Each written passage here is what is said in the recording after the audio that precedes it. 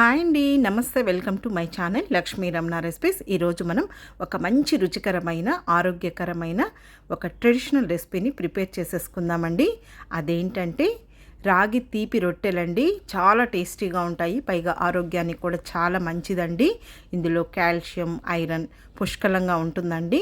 మామూలుగా రక్తహీనతతో బాధపడే వాళ్ళు, అలాగే వెయిట్ లాస్ కావాలనుకున్న వాళ్ళు, తర్వాత జుట్టు ఎక్కువగా రాలిపోతూ ఉంటుందండి. అలాంటి వాళ్ళు ఈ విధంగా రాగి తీపి రొట్టెలను చేసుకొని తింటే చాలా ఆరోగ్యానికి మంచిదండి. చేసుకోవడం చాలా సింపుల్.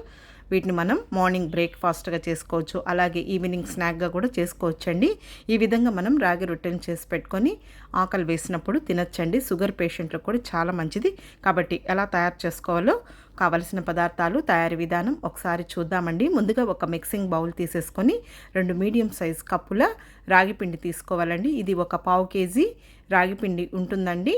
తర్వాత ఒక అరకప్పు ఫ్రెష్గా ఉన్న కొబ్బరి తురుము వేసేసుకొని, ఒక 4 ఇలాచీలను కూడా కచ్చాపచ్చగా దంచి వేసుకొని, ఒక 1/2 టీ స్పూన్ సాల్ట్ వేసేసుకోవాలండి. ఇప్పుడు ఇదంతా కూడా ఒకసారి బాగా కలిపేసుకోవాలి.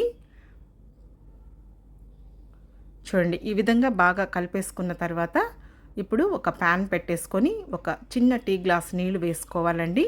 ఇప్పుడు స్టవ్ వెలిగించుకోవాలి. ఆ నీళ్లు కొద్దిగా వేడవ్వనివ్వాలి. ఇప్పుడు నీళ్లు కొద్దిగా వేడయ్యాయండి.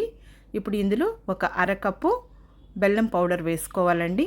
ఇప్పుడు ఇదంతా కూడా మీడియం ఫ్లేమ్లో ఇలా కలుపుకుంటూ ఈ బెల్లంని కరిగించుకోవాలండి. జస్ట్ ఒక్క ఉడికితే సరిపోతుందండి. మామూలుగా ఇసుక, రాయి అదంతా ఉంటుంది కాబట్టి మనం ఈ విధంగా చేసేసుకొని ఇప్పుడు ఈ బెల్లం నీళ్ళని స్ట్రెయిన్ చేసేసుకోవాలి. చూడండి, ఈ విధంగా వడకట్టేసుకోవాలి.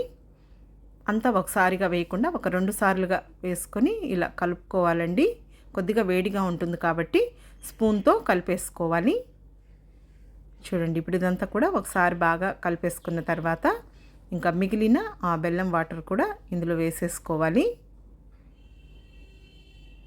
మరీ ఎక్కువ పాకం వచ్చినట్లేం అవసరం లేదండి. జస్ట్ కరిగి ఒకసారి అలా పొంగు వస్తే సరిపోతుంది. ఇప్పుడు వేడిగా ఉంటుంది కాబట్టి ఈ విధంగా స్పూన్తో కలిపేసేసుకోవాలి ముందుగా. ఇప్పుడు కొద్దిగా గోరువెచ్చగా ఉన్నప్పుడు ఇదంతా కూడా ఒకసారి బాగా కలిపేసుకోవాలి. ఇదంతా కలుపుకున్న తర్వాత మనకు కొద్దిగా నీళ్లు అవసరం అవుతాయండి. కొద్దిగా నీళ్లు తీసి చూడండి, పిండి అనేది ఈ విధంగా ఉంది. ఇప్పుడు కొద్దిగా నీళ్లు వేసేసుకొని మామూలుగా మనం చపాతీ పిండిని ఎలా కలుపుకుంటామో ఆ విధంగా కలుపుకోవాలి. ఒకేసారి నీళ్లు వేయకూడదండి. ఎందుకంటే చూడండి, పిండి అనేది ఈ విధంగా కలుపుకోవాలి. మరీ లూజ్గా కాకుండా చూడండి, చూపించిన విధంగా పిండిని కలిపేసుకోవాలి. ఎందుకంటే ఇందులో మనం స్వీట్ వేసాం కాబట్టి మనం రొట్టెలు చేసేటప్పుడు విరిగిపోయే ఛాన్స్ ఉంది.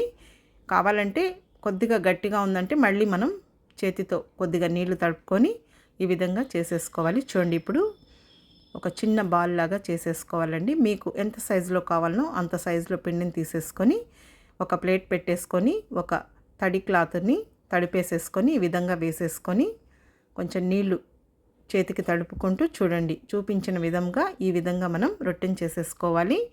మరీ పలుచగా చేసుకున్నామంటే ఒక్కొక్కసారి విరిగిపోయే ఛాన్స్ ఉందండి. ఎందుకంటే ఇది స్వీట్ రొట్టె కాబట్టి మీరు చూసి కొద్దిగా పలుచగా కావాలంటే చేసుకోవచ్చు, లేదు ఈ విధంగా మీడియంగా చేసేసుకోవచ్చు. ఇప్పుడు బ్రష్తో కొద్దిగా ఆయిల్ని అప్లై చేసేసుకొని ఈ విధంగా వేసేసుకొని 2 వైపులా ఒకసారి ఈ రొట్టెను కాల్చిన తర్వాత మనం మళ్ళా బ్రష్తో ఆయిల్ని అప్లై చేసేసుకోవాలి. కావాలంటే మీరు నెయ్యితో కూడా ఈ రాగి రొట్టెల్ని కాల్ చేసుకోవచ్చండి. చూడండి, హై ఫ్లేమ్కి మీడియం ఫ్లేమ్కి అడ్జస్ట్ చేసుకుంటూ ఇలా తిప్పుకుంటూ మనకు మంచి కలర్ వచ్చే వరకు ఈ రాగి తీపి రొట్టెని కాల్ చేసుకోవాలి. High flame పెట్టకూడదండి. అడ్జస్ట్ చేసుకుంటూనే మనం ఇలా ఒక సైడ్కి ఇంకొక సైడ్కి తిప్పుకుంటూ ఇలా మంచి కలర్ వచ్చే వరకు ఫ్రై చేసేసుకోవాలి. ఇప్పుడు ఇదే విధంగా ఇంకొక రొట్టెని కూడా కాల్ చేసుకుందామండి. తీపి రొట్టె కాబట్టి మనకు ఈ మందంతో ఉంటే సరిపోతుందండి. చెప్పాను కదా అండి, మరీ పలుచగా చేసుకున్నామంటే ఒక్కొక్కసారి ఇది విరిగిపోయే ఛాన్స్ ఉంటుంది. మీరు కావాలంటే అరిటాకు పైన కూడా ఈ రాగి రొట్టెని తట్టి వేసుకోవచ్చు, లేదు ప్లాస్టిక్ కవర్ పైన కూడా కొద్దిగా ఆయిల్ని అప్లై చేసేసుకొని ఈ విధంగా రాగి రొట్టెని చేసేసుకోవచ్చు. ఇప్పుడు రెడీ అయిపోయాయండి. ఒక సర్వింగ్ ప్లేట్లోకి డిష్ అవుట్ చేసేసుకుందాం. అంతే అండి. చాలా హెల్తీగా మనం పచ్చి కొబ్బరి బెల్లం వేసాక కాబట్టి చాలా రుచిగా ఉంటాయండి. మార్నింగ్ బ్రేక్ఫాస్ట్గా చేసుకోవచ్చు, ఈవినింగ్ స్నాక్గా చేసి పెట్టచ్చండి పిల్లలకి.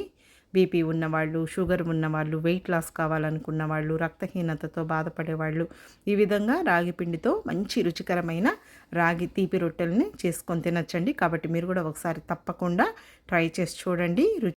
చాలా అంటే చాలా రుచిగా ఉంటాయండి. ఓకే అండి, ఈ వీడియో మీకు నచ్చితే లైక్ చేయండి, షేర్ చేయండి. కొత్తగా చూస్తున్న వారైతే నా ఛానల్ని తప్పకుండా సబ్స్క్రైబ్ చేసుకోండి. ఇంకొక మంచి వీడియోతో మళ్ళీ కలుద్దాం. నమస్తే అండి.